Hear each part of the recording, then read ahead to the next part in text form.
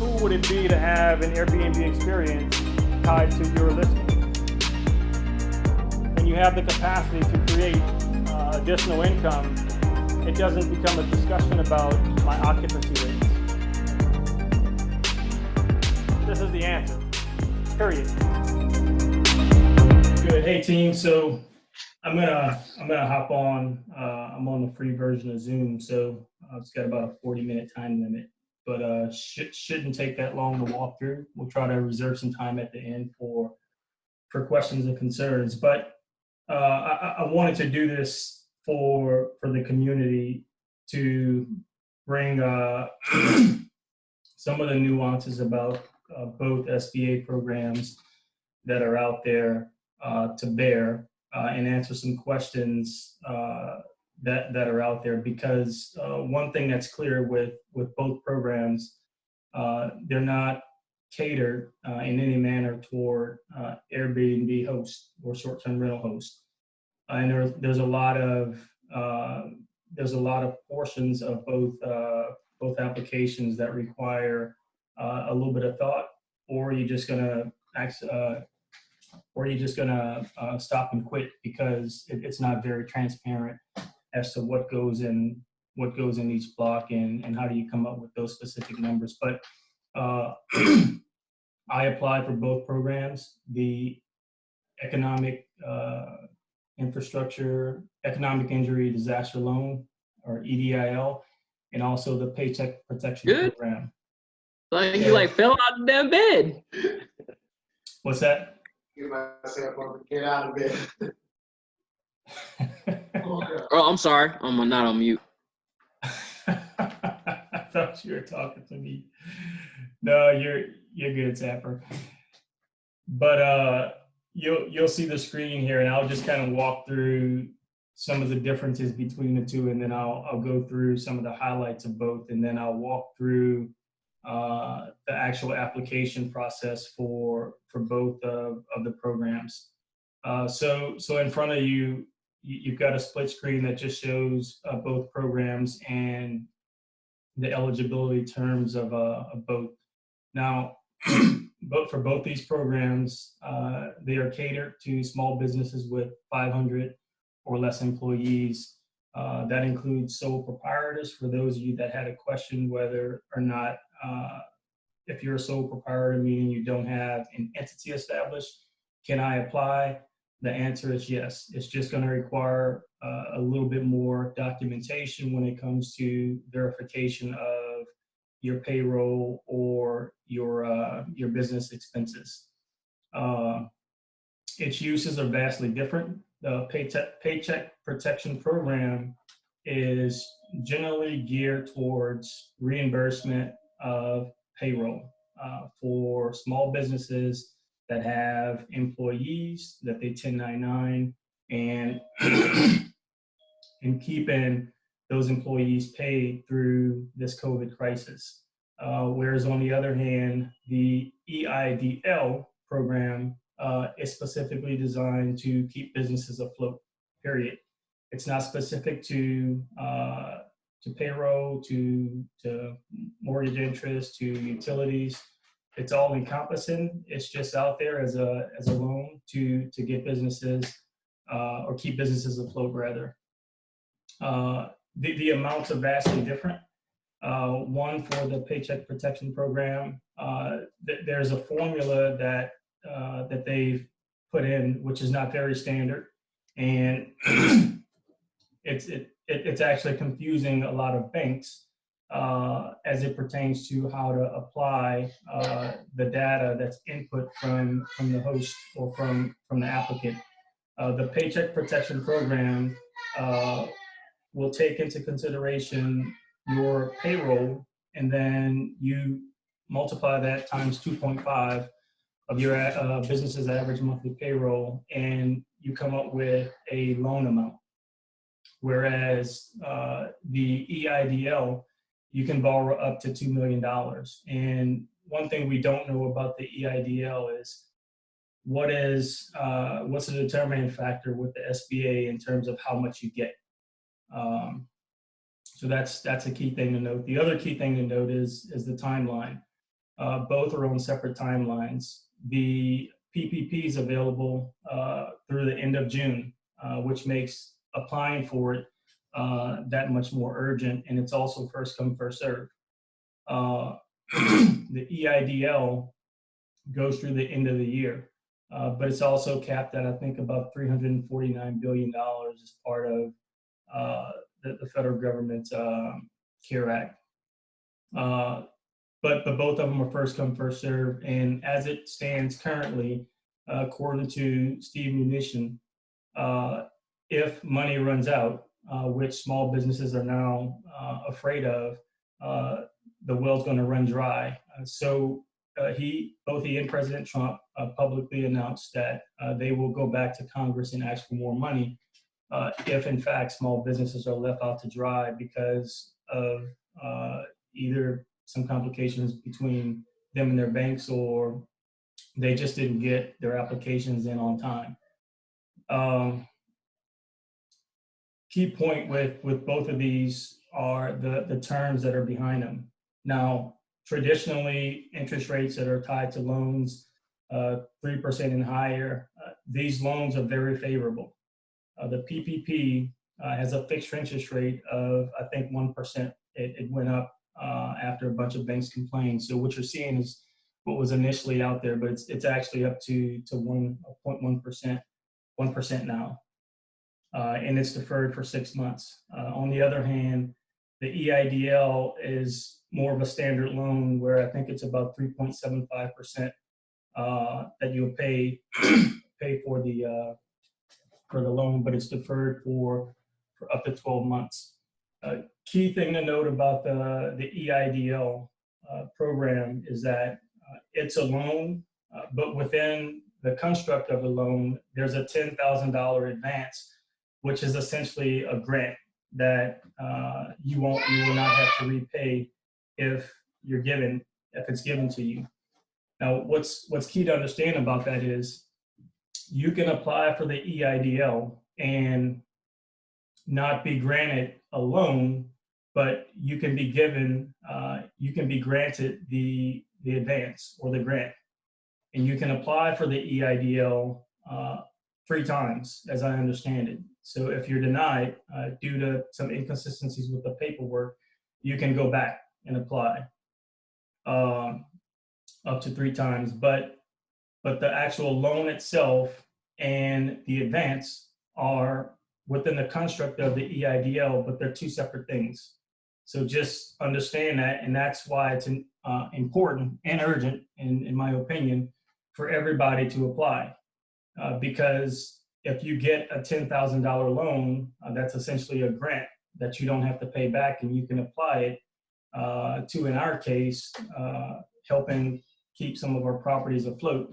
That could potentially be a game changer in some cases. The next slide I'll go through, just to put it out there. Listen, everybody should apply. Apply tonight after we go through this if you haven't applied already, and hopefully we'll get through any key questions you have that's keeping you from the application process for the loans. So I'll walk through briefly the EIDL and some of the key components of it as it pertains to short-term rental hosts. As I alluded to, should I apply for both, right? I say yes. And the reason why is because there's no stipulation on the SBA's website that tells you cannot qualify for both. And you've got to remember, so the EIDL is not a new program. It's been in the SBA's tool house for quite some time. They just brought it back out under a different guise, right? Specific to COVID-19. And you have small businesses that already have disaster relief loans that are eligible now to apply for PPP. So common sense tells me that if someone who's already in the program, it doesn't disqualify them from applying for the PPP, then a new applicant should also not be disqualified. On the other hand, remember, you can get a loan or you can be denied a loan and still get the advance, which is the free 10K. so there again, yes, apply for both. And the other side of that too is within the PPP, there's certain portions of it that can be forgiven as it pertains to payrolls more specifically than utilities and rent. But that's something the banks also will still have to figure out. And because of all these different lending institutions have different rules and subsets and what they'll require, I think that will be a personal conversation between the borrower and the bank as to what rules apply more specifically. When we go through the EDIL application on the website, you'll see where we'll input numbers, and those numbers are used to determine the amount of the loan that you could potentially get. It has nothing to do with the grant or anything else. So while not very clear and transparent in terms of one of the main questions I get is the cost of goods and what did you put in that block, but I'll walk through that portion of it. Right, I went through key point number 3. If you don't qualify for the EIDL loan, you can still receive a 10K advance. If you're approved for the loan, you'll receive a loan amount, and then you'll be required to submit substantiating documentation to your lender before the money's released.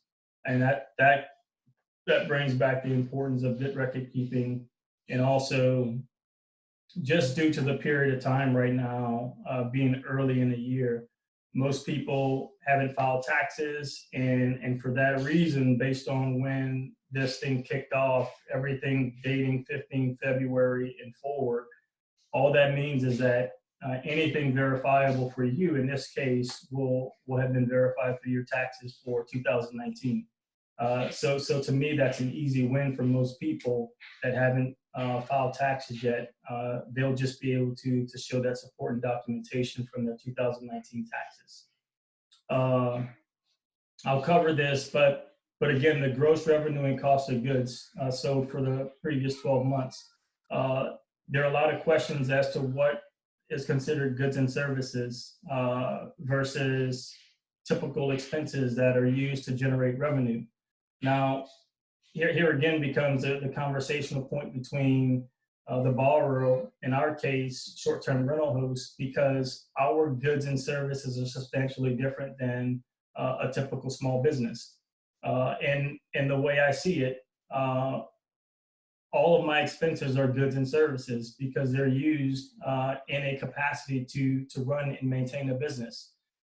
So the lines are blurred in this case between cost of goods and services and operational expenses, which are typically separate.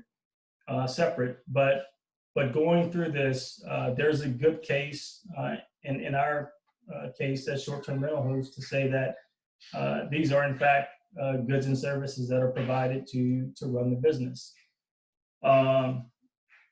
And the business activity, I'll get to it at the bottom of the page, but that is simply, I had a question before, why don't we put hotel and lodging industry versus real estate and property management? Well, to me, it's pretty simple. One, the first thing you should do is you should list there according to how your entity's set up. I very highly doubt anyone in the Airbnb business is listed as a hotel or a lodging company for their LLC. So in this case, my recommendation is to list as a real estate, and then under property management services. And most of you understand why, because property management is all encompassing. A property management company can hold properties, can own properties, and can manage properties. So you're not limited in terms of your activity, as if you were listed here as a hotel or a lodging, then you would be curtailed into showing expenses that are only related to the hotel and lodging business, right? So if you have other expenses, as we do, that are pertaining to short-term rentals, then that's going to raise a red flag when your taxes are looked at and you're claiming one thing, but you've got a bunch of expenses that are pertaining to property management type services. So what I'll do now is I'll switch to the actual application on the SBA's website. If you go to SBA.gov, there's a big red tag up front. It says COVID-19 information, learn more. You click there, and it'll take you to the applications page. Once you're in there, the very first page you're looking at is the EIDL loan application. The first thing they ask for is for you, the first thing we look for is to see if you're eligible to apply for the loan. For most of us, we have a business that has less than 500 employees. So the obvious choice here is the first one. Nothing else pertaining to Airbnb hosts is applicable here. So I'll go down to the second portion, which is a review, essentially asking you if you've done anything illegal or if you're a lobbyist. In this case, if you're a model citizen and you've been doing right business practice-wise and in life, you will check all of these boxes. And we'll go on to the second page. Now, the second page asks you for your business name. So I'll go ahead and input your space, the trade name, unless your business has a trade name. It's typically going to be your entity's name. If you have an LLC, you'll input your EIN. In this case, I'll just jot a bunch of numbers in there. Next up, type of company, limited liability. You can see also here, you can put in sole proprietorship. Is the applicant a nonprofit organization? No. Is the applicant a franchise? No. Gross revenues for the 12 months prior to the date of disaster. And this gets back to the portion I talked about with using your 2019 tax information to input in here. And for this part, all I did was use the information from my 2019 taxes. And the reason why is because if this goes, if they approve me for a loan and it gets sent down to my lending institution, one of the documents that they're going to require will be my 2019 taxes. So at best, minus everything else, I want this to substantiate what's in my 2019 taxes. So I'll just go ahead and put a number here. And then for the cost of goods sold, same period of time, all I did was estimated out my average cost of utilities, rent, everything that went to housekeepers, miscellaneous expenses, everything that went in there. And then I ran that against the end of the year profit margin. And essentially what I came up with was about 220, extra zero in there. So those two numbers are key. But again, remember, so this is only important if you get approved for a loan. It has no bearing on being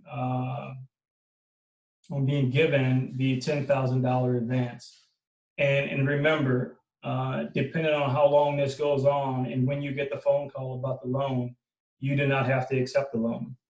Just understand that. Or when they figure out based on your gross revenue and cost of goods, how much you could qualify for, you've got to then take a look at your business and look at what you think you may need and what may be reasonable to get you by over the next couple of months. So if you're offered $30,000 minus the $10K advance, understanding 12-month timeline, what the interest rate is, what you'll potentially have to pay out, you then make a decision. Hey, we'll take 10 grand of that or 15 grand of that, and not the entire 30 grand.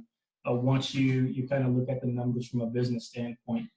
But the key point is you don't have to accept it, the loan itself, once if you're approved for it. But chances are, if you're approved for the loan itself, you've probably been approved or given the $10,000 advance at that point. Rental properties, only lost rents due to the disaster. I'll show you guys a spreadsheet here that I did, and you'll see it here. And basically what I did was I went in and took every property and calculated the lease and the utilities for per month,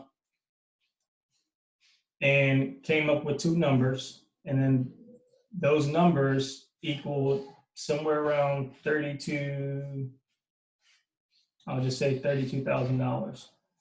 And that's how I came up with lost rents, right? So, so again, this is only feeding data for the loan itself, and the spreadsheet will help substantiate that. And then if additional support and documentation is required, all this spreadsheet shows is what's in my lease agreement, right? The amount of rent, and then I've got estimated out based on averages per month what the utility costs are.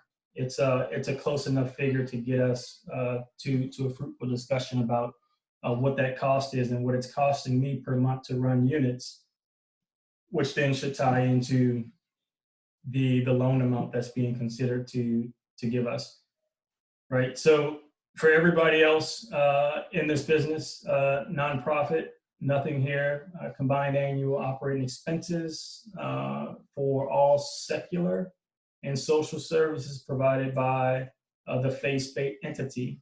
Nothing pertaining to short-term rental hosts here. Nothing here. So we'll go down to provide brief description of other compensation sources, meaning if you receive an income from a different source, you can provide a brief description there. In this case, I don't have any, so I will put 0. This is just standard information. You input your primary business address. There we go. Business email, date business established. I did talk to a CPA about this, because you have two dates in here. Now, the date the business was established in my case was 08/31/2018. Current ownership since the business started before that, so I wanted to highlight when the business actually started. So I put in March of 2018, which is about a 6-month difference. Activity, real estate, as I alluded to earlier, and then the second block asks you for detailed business activity, and you'll input property management, realty there. Number of employees. Now, this is also a little tricky in talking to CPA. It's as simple as you can put 1 if you have an LLC and you are the owner, sole member. You can actually be counted as an employee, or you can put 0. It really has not much bearing for this particular program. So we'll go ahead and put 0 there, and then go to next.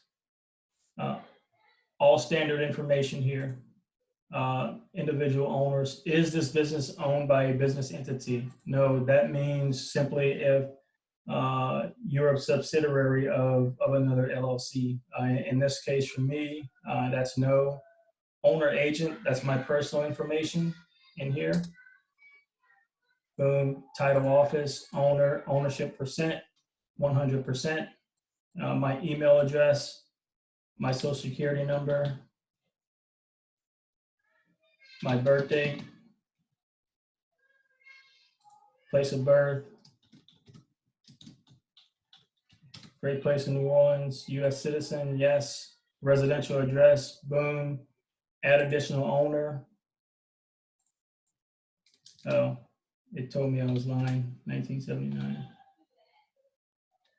There we go. it caught that I was telling you that I was like 2 years old, right?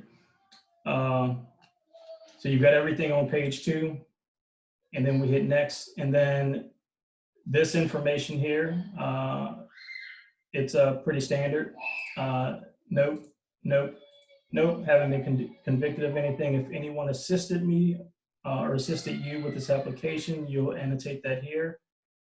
Key point here, I would like to be considered for an advance up to $10,000. Click that button, where to send funds. You input your bank's information, bank name, account number, routing number, and you will click here. You're agreeing to SBA terms, and then you hit next, and that will take you to the submit button, and then that will be done. So I will move on to the PPP. I think we've got a little over 7 minutes left. So the PPP, unlike the EIDL, is routed through your financial institution, which means for most big banks, what's happening, and there's been quite a Twitter storm pertaining to this, but most major banks are requiring you to have a business relationship with them in order to apply for this. I think it's going to change because it's impacting too many people that have relationships with banks, but not in a specific manner, but they are performing business activities. So that may be some language that gets softened up here in the coming days. So we'll keep an eye on that. Now, with this program specifically, the Payment Protection Program, I've talked to quite a bit of people that did not apply initially because on the surface of this program, it talks about it being for payroll employees. And most of us know that we do not 1099 most of our independent contractors. And another key thing to note is you can't use an independent contractor as an employee with this specific loan because they can also apply for the loan themselves. So the key thing to note here is that you should all talk to your contractors that are being impacted by this and urge them to do these applications for the PPP and the EIDL, in my opinion. But the impact here for us and the short-term rental community is the mortgage interest, rent, and utilities, and any other interest on any other debt obligations. In my case, that would qualify as a credit card. And for some of you that use credit cards to do reward points for certain purchases, you can also include that credit card debt when applying for this loan. Now, the sticking point here is that the application process does not include any specifics as to how do you calculate mortgage interest, rent, utilities, other credit card debt, into figuring out how much you want to ask for. And you'll see when I pull the sheet up, it simply asks you about payroll employees and those specific numbers, and it has no mention on how do you calculate for anything else. And I'll show you guys what I did when I submitted my application. I noted that independent contractors don't count because they can apply themselves. If approved again, so this goes through your lending institution, you'll then be contacted by your lending institution, and then you'll be required to submit supporting documentation for the loan based on the information you input into the application. This is from the EIDL. Okay, so that covers everything with the PPP. I've showed you that data sheet already, but again, that data sheet comes back to, again, what's input into here. So this is page 1 that you guys are seeing, and I'm gonna get this a little bigger. so everybody can see it. Now, this is the only thing I really want to show you because everything else is just standard information. It's just yes or no. If you rob somebody or you went bankrupt, then you input that information. But for us, what I want you to focus on here is where it says average monthly payroll. And again, I just alluded to the fact that it doesn't state anything specifically about mortgage interest, utilities, rent, or other debt. But again, so what I did, I took the data from the spreadsheet, right, and then I just annotated under lease plus utilities. And then I used the same formula times 2.5, and I came up with a number that I put here, and then 0 employees. So I submitted that to my bank's website, which in this case is Navy Federal. And for each of you, depending on who you bank with, they have a separate intake process. I think most of them should be online because this actual form is pulled off the SBA's website.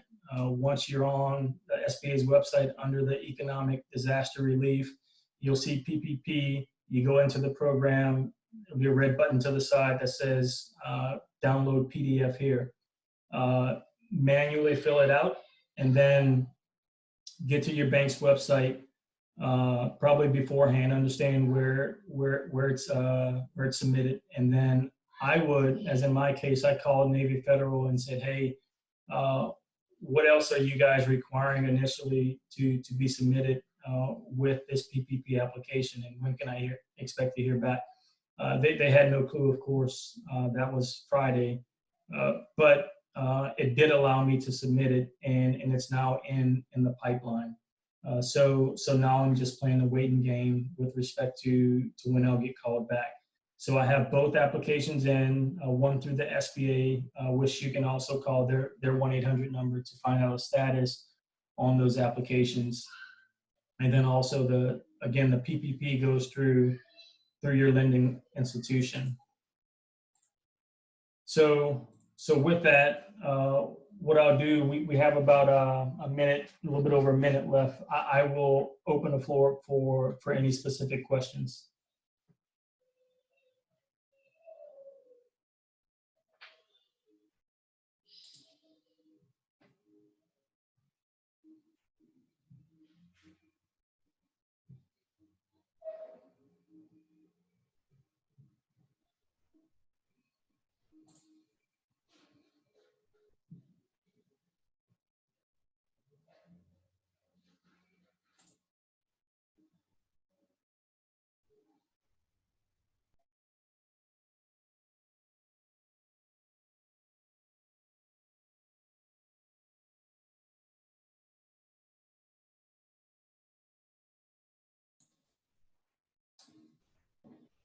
Any questions from the field?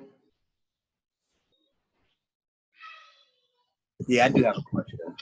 So when you talked about the lost rents, Team, so